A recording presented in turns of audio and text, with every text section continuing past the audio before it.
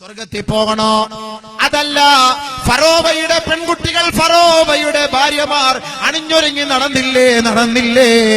ഫറോവ കടന്നു വരുമ്പോ, ഹാമാന് കടന്നു വരുമ്പോ, ഹാറൂന് കടന്നു വരുമ്പോ പെഞ്ചാമരം വീശിക്കൊണ്ട് എത്ര പെൺകുട്ടികളാ സൗന്ദര്യവർദ്ധക വസ്തുക്കളും പുരട്ടിക്കൊണ്ട് തന്റെ ശരീരത്തിന്റെ മാർദ്ദവത്വം വെളിവാക്കിക്കൊണ്ട് ഇതാ അവര് വരുന്ന രണ്ട് വഴികളിലേക്കും പെഞ്ചാമരം വീശിക്കൊണ്ട് അവരെ സ്വീകരിക്കുകയാണ്. അവരോടൊപ്പം എത്രയോ ദിവസങ്ങൾ പങ്കിടുകയാ. അവരിതാ അള്ളാഹുവിൽ നിന്ന് ജനങ്ങളെ തെറ്റിക്കുന്നതിന് ഇതുപോലുള്ള അർദ്ധനഗ്നകളായ പെൺകുട്ടികളെ ഇതാ രംഗത്തേക്ക് ഇറക്കുകയാണ്. പരിശുദ്ധ പ്രവാചകന്മാരെ പോലും നാണം കെടുത്തത്തക്ക നിലയിൽ, അള്ളാഹുവിന്റെ പ്രവാചകന്മാരെ പോലും വേദനിപ്പിക്കുന്ന തരത്തിൽ ഫറോവയും അവന്റെ കിങ്കരന്മാരും പെൺമക്കളെ രംഗത്തേക്ക് ഇറക്കിക്കൊണ്ടല്ലേ പരിശുദ്ധ ഇസ്ലാമിനെ കളങ്കപ്പെടുത്താൻ അവർ പരിശ്രമിച്ചതെങ്കിൽ 21-ാം നൂറ്റാണ്ടിലെ സത്യമല്ലേ? പാശ്ചാത്യം തൊടുത്തുവിട്ട ഇന്റർനെറ്റിലൂടെ, പാശ്ചാത്യം തൊടുത്തുവിട്ട വാട്സപ്പിലൂടെ, പാശ്ചാത്യം തൊടുത്തുവിട്ട ഓരോ ഫേസ്ബുക്കിലൂടെ, എല്ലാ ചാറ്റിങ്ങിലൂടെയും ഈ കാണുന്ന സോഷ്യൽ മീഡിയകളിലൂടെയെല്ലാം നമ്മുടെ മുസ്ലിം പെണ്ണിന്റെ മാനം കവർന്നെടുക്കുകയല്ലേ? ഇസ്സത്തോടുകൂടി, സംസ്കാരത്തോടുകൂടി, അഭിമാനത്തോടുകൂടി, അന്തസ്സോടുകൂടി ദുനിയാവിൽ ജീവിച്ചു വളർന്നു വന്ന പെണ്ണ്, വീടിന്റെ ഉള്ളിൽ തന്നെ കഴിഞ്ഞുകൂടിയ പെണ്ണ്, ഇന്നേ വരെ നിന്റെ മുൻ പല്ലിന്റെ നിരകൾ പോലും ആരും കണ്ടിട്ടില്ലാത്ത നിന്റെ പല്ല് ഇന്ന് ഇന്റർനെറ്റിൽ പരിശോധിച്ചാൽ കാണാമെങ്കിൽ എന്റെ പൊന്നു പെങ്ങളെ, അതെങ്ങനെയാണ് സാധിച്ചത്? അതെങ്ങനെയാണ് ഇന്റർനെറ്റിൽ വന്നത്? എത്രയോ സുന്ദരിയായ പെണ്ണ്, അള്ളാഹു നിന്റെ ശരീരത്തെ ആദരിച്ചില്ലേ? നിനക്ക് സ്കൂളിലേക്കുള്ള എല്ലാ സൗകര്യങ്ങളും ഒരുക്കി തന്ന നിന്റെ ഉപ്പ നിന്റെ ശരീരത്തെ വിൽക്കാനല്ല പെങ്ങളെ നിന്നെ സ്കൂളിലേക്ക് പറഞ്ഞയച്ചത്. നീ പഠിച്ച് വലുതാകണം, നീ ബോധമുള്ളവളാകണം, വിദ്യാഭ്യാസ വിചക്ഷണയായി മാറണം. നിന്നിലൂടെ നിന്റെ ഉപ്പയും ഉമ്മയും ദുനിയാവിലും ആഖിറത്തിലും സന്തോഷിക്കേണ്ട ആ ഒരു സന്തോഷകരമായ അവസ്ഥ ഉണ്ടാക്കാൻ വേണ്ടിയാണ് കോടികളും ലക്ഷങ്ങളും ചെലവ് ചെയ്തിട്ട് നിന്റെ ഉപ്പ നിന്നെ ഉന്നതങ്ങളിലേക്ക് പഠിപ്പിക്കാൻ വേണ്ടി അയക്കുന്നത്. ആ സന്ദർഭത്തിൽ നീയാണ് പൊന്നുപെങ്ങളെ നിന്റെ ശരീരത്തെ നീ സൂക്ഷിക്കേണ്ടത്. പരദയുടെ ഉള്ളിൽ കഴിഞ്ഞ പെൺകുട്ടികളാ, നമസ്കരിച്ച എത്രയോ പെൺകുട്ടികളാ, പരിശുദ്ധ ഖുർആൻ പാരായണം ചെയ്ത പെൺകുട്ടികളാണ്. കുടുംബത്തിൽപ്പെട്ട ആരെങ്കിലും തന്റെ വീട്ടിൽ വന്നാൽ പോലും അവരുടെ മുഖത്തേക്ക് പോലും നോക്കാൻ ലജ്ജയുള്ള പെണ്ണാണ്. ആ ലജ്ജയെല്ലാം കോളേജ് ക്യാമ്പസിൽ വെച്ച് പിച്ച് ചീന്തപ്പെട്ടില്ലേ? നെറ്റിലൂടെ പിച്ച് ചീന്തപ്പെട്ടില്ലേ? ബോയ് ഫ്രണ്ട്സിലൂടെ പിച്ച് ചീന്തപ്പെട്ടില്ലേ? ഒരു പെണ്ണ് ഒരാണിന്റെ മുന്നിൽ നിന്റെ ശരീരത്തിന്റെ ഏതെങ്കിലും ഒരു ഭാഗം നീ പണയപ്പെടുത്തിയാൽ അതവൻ ഒപ്പിയെടുത്തിട്ട് അവന്റെ ക്ലാസ് റൂമിലേക്ക് അവൻ മെസ്സേജ് അയക്കുകയാണ്. ആരുടെ എല്ലാം കൈകളിൽ ആ മെസ്സേജ് കിട്ടുന്നുവോ ആ പെണ്ണുങ്ങളെ, ആ ആണുങ്ങളെല്ലാം ആ പെണ്ണിനെ തിരക്കി വരികയാണ്. അവളുടെ ശരീരത്തിന്റെ ഓരോ മാംസതളങ്ങൾ അവർ ഒപ്പിയെടുക്കുകയാണ്. അവരുടെ ശരീരത്തിന്റെ രഹസ്യങ്ങളെല്ലാം അവൾ നുകരുകയാണ്. അവസാനം അവൾ ഗതിയില്ലാതെ മാനം കെട്ടുപോയിക്കൊണ്ട്, അഭിമാനത്തിന് ക്ഷതം സംഭവിച്ചുകൊണ്ട്, ചീറിപ്പായുന്ന ഏതെങ്കിലും ഒരു ട്രെയിനിന്റെ മുന്നിൽ തലവെച്ചുകൊണ്ട് ഉപ്പാക്ക് എന്നേക്കും നഷ്ടപ്പെട്ടു പോയില്ലേ? ഉമ്മാക്ക് എന്നേക്കും നഷ്ടപ്പെട്ടു പോയില്ലേ? ആ മഹല്ലുകാർക്ക് നഷ്ടപ്പെട്ടു പോയില്ലേ? പൊന്നു പെങ്ങളെ, നിന്നെ പഠിപ്പിച്ച ഉസ്താദുമാരുടെ മുന്നിലല്ലേ നിന്റെ മയ്യത്ത് കൊണ്ടുവെക്കുന്നത്? ലജ്ജയോടെയാണ് ആ ഉസ്താദുമാര് പോലും നിന്റെ മുന്നിൽ കൈകെട്ടി അല്ലാഹു അക്ബർ, അല്ലാഹു അക്ബർ, അല്ലാഹു അക്ബർ, അല്ലാഹു അക്ബർ എന്ന് കൈകെട്ടുന്നത്. അവരുടെ മനസ്സിന്റെ ഉള്ളിൽ നിന്ന് നിനക്ക് വേണ്ടി ആത്മാർത്ഥമായി ഒരു ദുആ പോലും ചെയ്യാൻ അവരുടെ മനസ്സ് അനുവദിക്കുന്നില്ല. അല്ലാഹുമ്മ ഗ്ഫിർ ലഹാ വർഹംഹാ, അല്ലാഹുവേ ഇവൾക്ക് നീ പുറത്തു കൊടുക്കണേ, ഇവളോട് നീ കരുണ കാട്ടണേ എന്ന് നമസ്കരിക്കാൻ വരുന്ന, മയ്യത്ത് നമസ്കരിക്കാൻ വരുന്ന അല്ലാഹുവിന്റെ ദാസന്മാർക്ക് മനസ്സാന്നിധ്യത്തോടുകൂടി പ്രാർത്ഥിക്കാൻ കഴിയുന്നില്ല. കാരണം എന്താണ്? നല്ല തറവാടിത്തമുള്ള പെണ്ണായിരുന്നു, നല്ല കുടുംബത്തിലെ പെണ്ണായിരുന്നു. നിന്റെ ഉപ്പാക്ക് ഈ നാട്ടിലെ പേരുണ്ട്, പ്രശസ്തിയുണ്ട്. നിന്റെ ഉപ്പയെ കണ്ടാൽ കവലയിൽ ഇരിക്കുന്നവർ പോലും, അങ്ങാടിയിലുള്ളവർ പോലും എഴുന്നേറ്റ് നിന്ന് ബഹുമാനിച്ചിരുന്ന ഒരു കാലഘട്ടമാണ്.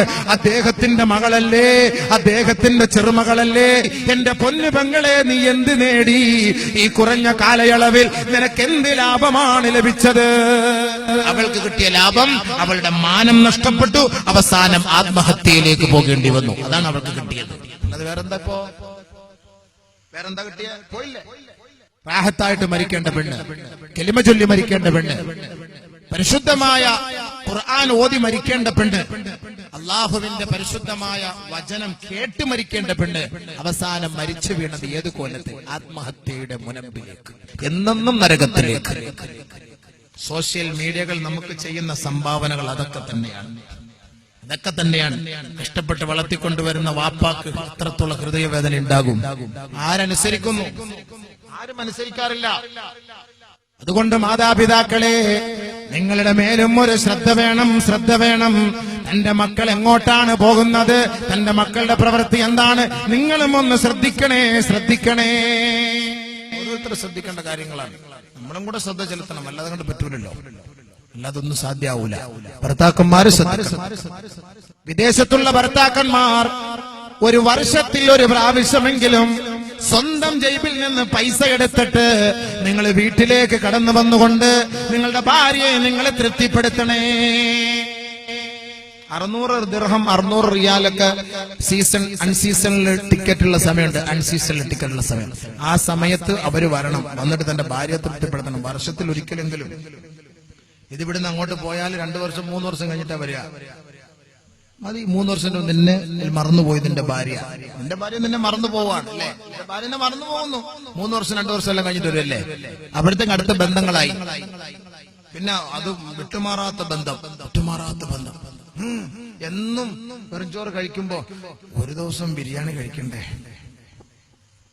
ഇതല്ലേ സംഭവം. അപ്പൊ ഒരു പ്രത്യേകമായ ഒരു ടേസ്റ്റ്, പ്രത്യേകമായ ഒരു അനുകമ്പ ഉണ്ടാകുന്നു.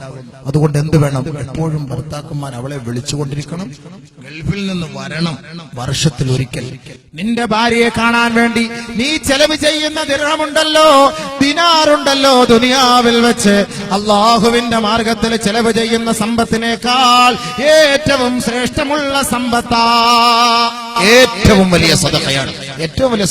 തന്റെ ഭാര്യയ്ക്ക് വേണ്ടി ചെയ്യുന്ന സദഖ. തന്റെ ഭാര്യയ്ക്ക് വേണ്ടി ചെയ്യുന്ന സദഖ ഏറ്റവും വലിയ സദഖയാണ്. അതിനേക്കാൾ ഏറ്റവും വലിയ സദഖയാണ് ഭാര്യയുമായി ശാരീരിക ബന്ധം പുലർത്തുക എന്നുള്ളത്. ഏറ്റവും വലിയ ബന്ധമാണ്. സല്ലല്ലാഹു അലൈഹി വസല്ലമ തങ്ങൾ പറയുകയാണ്, നിന്റെ ഭാര്യയുടെ മാംസത്തിൽ നിനക്കും കടമയുണ്ട്. സഹാബത്തിന് മനസ്സിലായില്ല. യാ റസൂലല്ലാഹ് വഫീ ബുദ്ഇ അഹദികും സദഖ.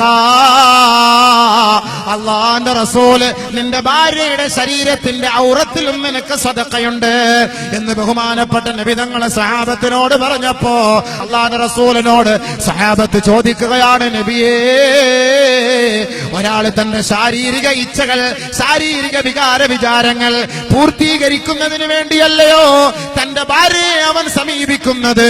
അതും സദഖയാണോ നബിയേ? അതും ധർമ്മമാണോ നബിയേ? അല്ലാഹുവിന്റെ റസൂലിന്റെ ചോദ്യം. അല്ലാഹുവിന്റെ റസൂലിനോട് സഹാബത്തിന്റെ ചോദ്യം. പെണ്ണുങ്ങളെ ഭാര്യയെ ശാരീരികമായിട്ട് ബന്ധപ്പെടുന്നത് അത് സദഖയോ? എന്താ നബി പറയുന്നത്? അത് നമ്മുടെ വികാരങ്ങൾ പൂർത്തിയാക്കാൻ വേണ്ടിട്ടല്ലേ? അതിന് സദഖയോ? അല്ലാഹുവിന്റെ റസൂൽ തിരിച്ചു ചോദിച്ചു മറുചോദ്യം. നിന്റെ ബീജമുണ്ടല്ലോ, നിന്റെ ഇന്ദ്രിയത്തുള്ളിയുണ്ടല്ലോ, അത് ഹറാമായ പെണ്ണിന്റെ ഗുഹ്യഭാഗത്തിലേക്ക് വിസർജിപ്പിച്ചാൽ അതിന്റെ പേരിൽ ശിക്ഷയുണ്ടോ സഹാബാ? അതുകൊണ്ട് നമ്മൾ നമ്മുടെ ഭാര്യയോടുള്ള ഹക്ക് നിറവേറ്റണം. അപ്പൊ നമ്മളത് പ്രത്യേക ശ്രദ്ധിക്കും. അങ്ങനെ അതുകൊണ്ട് എന്റെ സഹോദരിമാരെ സഹോദരങ്ങളെ കഴിവതും നമ്മൾ ചെയ്യേണ്ട ഒരു കാര്യം എന്ന് പറഞ്ഞാൽ, ഇപ്പൊ കുറെ ആളുകള് ഈ ബന്ധങ്ങൾ നിലനിർത്തുന്നുണ്ട്. ഈ ഫോൺ വിളിച്ചിട്ട് അത് ഒഴിവാക്കാൻ പറ്റുന്നില്ല. അടുത്ത സമയത്ത് ഒരാൾ എന്നെ വിളിച്ചു, ഒരു സഹോദരൻ കരയുവാങ്ങ്. ഞാൻ പറഞ്ഞു ഒഴിവാക്കാൻ വേണ്ടി ഞാൻ ഒരു ദുആ പറഞ്ഞു, അല്ലോ ഉസ്താദേ, എന്റെ പൊന്നുസ്താദേ, ഉസ്താദെ ഒന്ന് കിട്ടാൻ വേണ്ടി ദുആരക്കണം ഉസ്താദെ, ഒഴിവാക്കാൻ വേണ്ടി എന്തെങ്കിലും ഒരു ദുആകൾ അവളെ കിട്ടാൻ. നമ്മൾ ഉള്ളത് എങ്ങനെങ്കിലും കട്ടാക്കി വിടാൻ നോക്കാൻ. ഇതിപ്പോ എന്താ കണക്ഷൻ ഉണ്ടാക്കി കൊടുക്കാൻ. അങ്ങനത്തെ ദുആ ഉണ്ടെങ്കിൽ ഞാൻ ഇപ്പൊ എത്ര എണ്ണത്തിന് ആവാഹിച്ചെടുത്തേനെ. അങ്ങനെയല്ല ദുആ അല്ല. കബൂലാക്കി കിട്ടാൻ വേണ്ടിട്ട് ആ ചങ്ങാതി ഒരു ഹൈന്ദവ പെണ്ണിനെ അമുസ്ലിം പെണ്ണിനെ സ്നേഹിച്ചു. അപ്പൊ അത് കിട്ടണം, അവൾക്ക് ഇവനെ ഇഷ്ടമാണ്, ഭയങ്കര തൃപ്തിയാണ്, എല്ലാം തൃപ്തി, അങ്ങോട്ടും ഇങ്ങോട്ടും ഒക്കെ റാഹത്താണ്, എല്ലാം റാഹത്താണ്, കുടുംബത്തിലും അവരുടെയും പ്രശ്നമില്ല ഇവിടെയും പ്രശ്നമില്ല. പക്ഷെ ആരോ ചിലരുടെ ചില തടസ്സങ്ങളുടെ പേരിൽ അത് ഒഴിവാക്കി പിന്നെ അതിങ്ങനെ രണ്ട് ഭാഗത്തേക്ക് നിൽക്കുകയാണ്. അപ്പൊ അവളെ പിന്നെ വിളിക്കാൻ കഴിയാത്തതിന്റെ വല്ലാത്ത വിഷമത്തിലാണ്. അപ്പൊ അതുകൊണ്ട് എങ്ങനെയെങ്കിലും ഒന്ന് എനിക്കൊന്ന് വിളിച്ചേ പറ്റുള്ളൂ ഉസ്താദെ, ഒന്ന് ഞങ്ങൾ സന്തോഷമായിട്ട് കഴിഞ്ഞോളാം ഉസ്താദ്, എന്തെങ്കിലും ഒരു ദുആ പറഞ്ഞു കൊടുക്കാം. ഞാൻ 2 ദിവസം കഴിഞ്ഞ് വിളിക്കാൻ പറഞ്ഞു. ഞാൻ ഇങ്ങനെ അന്വേഷിച്ചോണ്ടിരിക്കുക അവിടെ പോയി പയ്യനെ യോജിക്കാനുള്ള ദുആ കിട്ടാൻ. ഇതിപ്പോ ഇങ്ങനെ തപ്പിയെടുക്കാൻ പറ്റും, എവിടെ പോയി തപ്പി. ഞാൻ പറഞ്ഞു നിന്റെ മനസ്സിന്റെ അൻകലാപ്പ് മാറിക്കിട്ടാൻ ഞാൻ ഒരു വഴി പറഞ്ഞു തരാം. നീ ഒരു 7 ദിവസം ഇസ്തിഖാറ നമസ്കരിച്ചിട്ട് ഇന്ന ദുആകളൊക്കെ ചെയ്യും. അത് ഹൈറാണെങ്കിൽ ഇപ്പൊ എങ്ങനെ കബൂലാക്കാനുള്ള ദുആ ഉണ്ട്, ഉള്ളത് പോകാൻ വേണ്ടി ഒരു ദുആ പറഞ്ഞു തരാം. എന്താ പറയണോ? അത് ആരും വേണ്ടതല്ല. വേണ്ട, അണങ്കൂരിലെ പെണ്ണുങ്ങളെ കണ്ടുകൊണ്ടിരുന്നോ ഇത് പോകുന്നതിന് വേണ്ടി ഒരു ദുആ പറഞ്ഞു തരാം. അങ്ങനെ ചെയ്താൽ ഇൻഷാ അല്ലാഹ് ആണിന്റെ ആയാലും പെണ്ണിന്റെ ആയാലും മനസ്സിൽ നിന്ന് ഇത് മാറിക്കിട്ടും. എന്താ പറ്റുമോ? പറഞ്ഞു തരണോ? വയസ്സന്മാര് വേണമെന്ന് പറഞ്ഞിട്ട് കാര്യമില്ല, നിങ്ങൾക്കും ഉണ്ടല്ലോ ഇതിന് പഠിച്ചവനെ. ശരിയാ, ഇല്ലെന്ന് പറയാൻ പറ്റില്ല. ഒരാള് ഒരു പെണ്ണോട് ഫോൺ വിളിച്ചിട്ട് അവസാനം റെയിൽവേ സ്റ്റേഷനിൽ 65 വയസ്സായ കളവൻ, ഈ പെണ്ണ് 15 വയസ്സ്. അപ്പോളെ യുവതികളുടെ ട്യൂണാക്കാൻ പറ്റും മൊബൈലിൽ, അങ്ങനെയൊക്കെ ആക്കാൻ പറ്റും. ആ രീതിയിൽ വിളിച്ചാൽ ഇപ്പൊ അബൂബക്കർ മുസ്ലിയാരെ വിളിക്കുന്നത് അറിയില്ല സംഭവം. അപ്പൊ ഒരു പെണ്ണാണ് സംസാരിക്കുന്ന അതേ കോലത്തിലൊക്കെ ചാറ്റിംഗ് ഉണ്ടാവും. സൂക്ഷിച്ചോളി, പ്രത്യേകിച്ച് ഉസ്താദന്മാരെ സൂക്ഷിച്ചോളി. കാരണം നമ്മളെ അടുത്ത് ഇങ്ങനെ ചൊറക പറഞ്ഞിട്ട് നല്ല രഹസ്യങ്ങളൊക്കെ പറഞ്ഞ് നമ്മൾ ജമീല കൊള്ളാലോടി നിന്റെ സംസാരം, ഇതെല്ലാം കൂടെ അവന്മാരത് എടുത്ത് വെച്ചിട്ട് അവസാനം നെറ്റി കൊണ്ടുവരും. കേട്ടോളി, ഇപ്പൊ ഉസ്താദ് സംസാരിക്കുന്ന കേട്ടോളി എന്ന്. അതുകൊണ്ട് സൂക്ഷിച്ച്, ഭയങ്കര പേടിയായി. ഈ ഫോൺ വിളിക്കുന്നത് തന്നെ ഇപ്പൊ ഭയങ്കരമായ പേടിയാണ്. കാരണം അള്ളാഹയെ പോലും നമുക്ക് ഇത്ര പേടിയില്ല, മനുഷ്യരെ ഇത്രയ്ക്കും പേടിയാണ്. അത് തന്നെ കറക്റ്റ്. കാരണം എന്താ, നമ്മുടെ മുന്നിൽ നേരിൽ കാണുമ്പോ നമുക്ക് അങ്ങനെ ഒരു പേടി ഉണ്ടാകുന്നു. നേരിൽ കാണുമ്പോ ഇത് റെക്കോർഡിംഗ് നടക്കുന്നുണ്ട്, നമ്മുടെ രഹസ്യങ്ങൾ ഒപ്പിയെടുക്കുന്നുണ്ട്. ഇത് നമ്മൾ നേരിൽ കാണുന്നത് കൊണ്ട് നമ്മൾ അതോടുകൂടി നടക്കുന്നു. ക്യാമറയുടെ മുന്നിൽ പോകുമ്പോ സഹോദരിമാരൊക്കെ ഒന്ന് ഔറത്തുകൾ മറയ്ക്കുന്നു, സൂക്ഷിക്കാറുണ്ട്. ക്യാമറ ഇല്ല എന്ന് കാണുമ്പോൾ അവരുടെ ഹാല് തന്നെ മാറിപ്പോകാറുമുണ്ട്. ദൂരെ നിന്ന് ഒപ്പിയെടുക്കുന്ന കാര്യം അവരറിയുന്നില്ല. പക്ഷേ പരിശുദ്ധ ഖുർആനിൽ നിന്റെ ഓരോ രഹസ്യങ്ങൾ ഇതാ ഒപ്പിയെടുത്തുകൊണ്ടിരിക്കുന്നു എന്ന് ഖുർആൻ പറയുമ്പോ നമുക്ക് അതിന് വലിയ വിലയില്ല. നിന്റെ 2 ഭാഗത്തും ഇതാ ഒപ്പിയെടുത്തുകൊണ്ടിരിക്കുകയാണ്. റഖീബ് അതീദ്, ഓരോ രഹസ്യങ്ങളും ഓരോ വാക്കുകൾ പറഞ്ഞാലും അത് ഒപ്പിയെടുത്തുകൊണ്ടിരിക്കുകയാണ് എന്ന് പറയുമ്പോൾ നമുക്ക് അത്രയ്ക്കും വിലയില്ല. അതുകൊണ്ട് മനസ്സിലാക്കി ജാഗ്രതയായിട്ട് കഴിഞ്ഞു കൂടിക്കോളി. സഹോദരിമാരെ, സഹോദരങ്ങളെ, നമ്മൾ സ്വർഗത്തിന്റെ മക്കളാണ്.